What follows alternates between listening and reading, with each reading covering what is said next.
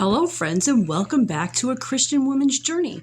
I am so glad that you've decided to join us today. We're actually going to be doing a homeschooling video. Haven't done one of those for a while. I've been wanting to do more because I really feel like it can be an encouragement to people. So we're going to do that in just a minute. First, I want to show you our indoor garden and how that's been going. So this is my bay window. And we got some heat mats down, you can probably see under these plants.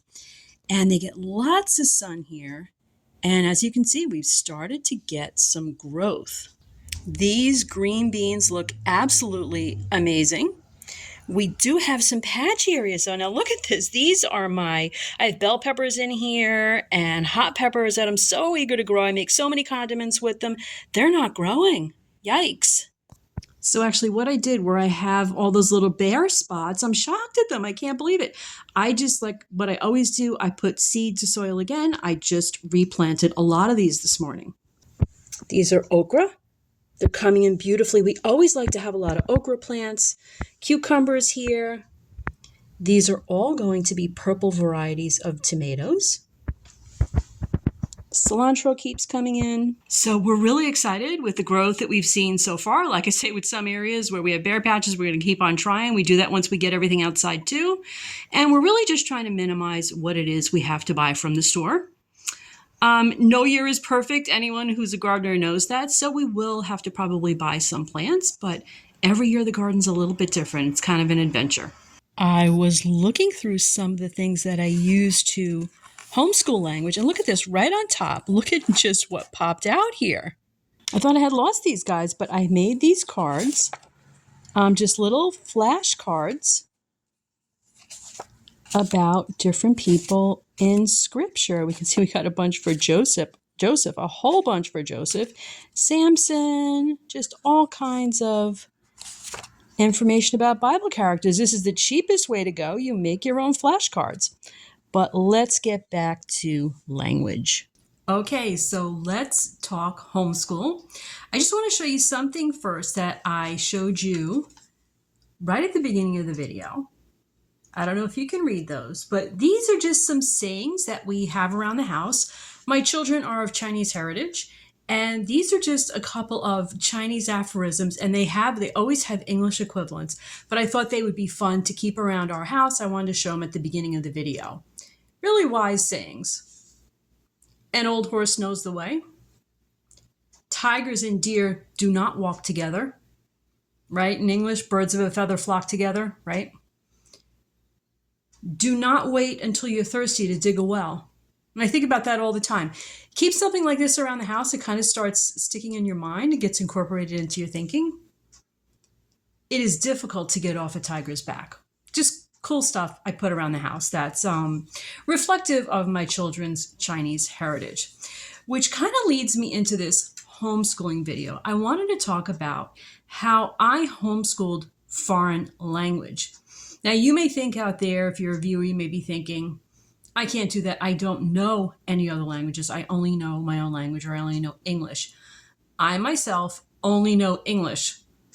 Okay, so I'm going to show you how I was able to homeschool, even into high school, a foreign language for my children. Basically, you're going to be learning along with your children. And then I also had to have other supplements. But let me try to show you what I did and how I tried to do it in a way that's not too expensive. So I showed you a little bit earlier one way that we did this. In this little box here, I have flashcards. These were not too expensive, but were amazingly useful and amazingly helpful. They have explanations on the back, right? They show you how to draw the character. And I got these online. Maybe these are absolutely loaded with cards. Maybe these were 15 or 20 bucks. I got a couple of them. And they really went a very, very long way to helping us learn Chinese vocabulary. Now, if you don't want to spend the money on the cards, I had actually, and I tried so hard to find these, I had made a lot of my own cards, actually. Let me just put these back. I had made a lot of my, handmade them just with some cardboard and some, pieces of paper, markers and tape. But I couldn't find them. I wanted to show them to you, but I couldn't find them. So that's a way, if you don't want to even spend the money on something like this, let's say you're really short on funds, you can find sites online. You make your own flashcards for your kids. So that's an idea. Okay, let me show you a few more things that we did. This is an Usborne book. I know a lot of you know Usborne if you're a homeschooler. The first 1,000 words in Chinese. This, again, I don't know what it cost us. I'm not sure what it cost me, but I always buy everything secondhand. And it's just a beautiful book filled with Chinese vocabulary. And you got lots of stuff like this online. Okay, these workbooks, we got one for each person in the family, because like I say, we all learn together, were absolutely invaluable. I think they're about $10. And let me just show you inside your first 100 Chinese characters. And if you go past that, I think there are books that continue with even more characters. But it shows you all the most common characters, and it shows you how to write them. And we would practice writing. I'll show you some of the examples in here. Okay. And some practicing of the characters. Not as easy as it looks, by the way. It's not easy to write Chinese. You really got to learn to write everything in order. And then even as you get a little bit more advanced, you can start writing. They have phrases in here you can start writing and, start getting a little bit more advanced with the language.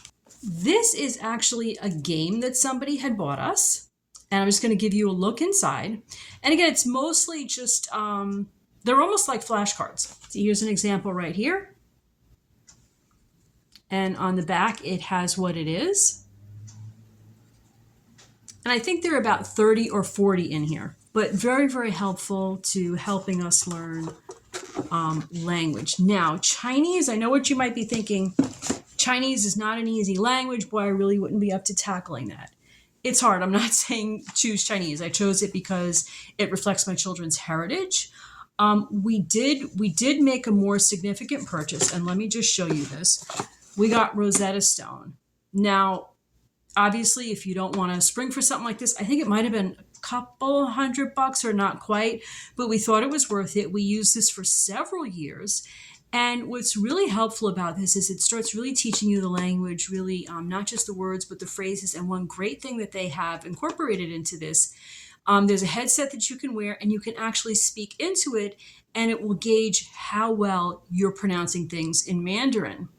Okay, and if we wanted to, we could have even connected online, spoke with native speakers. You can take it as far as you want.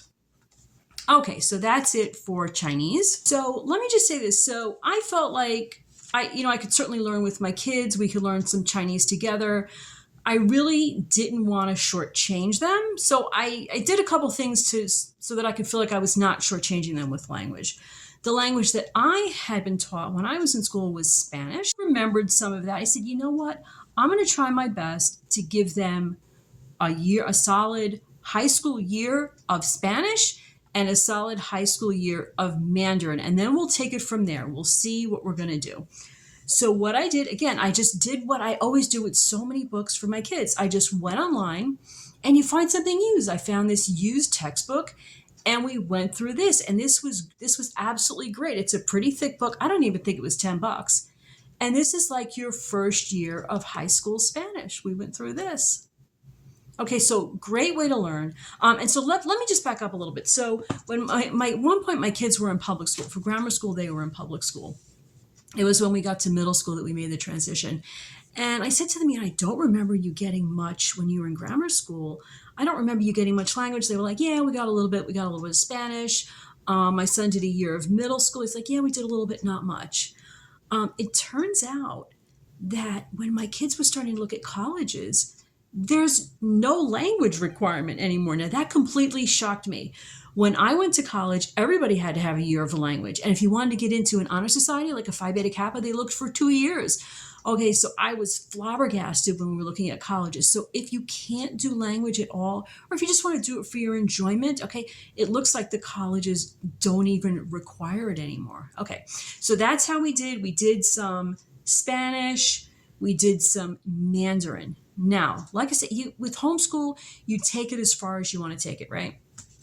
So with my kids, like I said, being Chinese heritage, I wanted to do more, them to have more Mandarin. And we were able to find some online courses. I believe the company was called Edgenuity. Correct me if I'm wrong.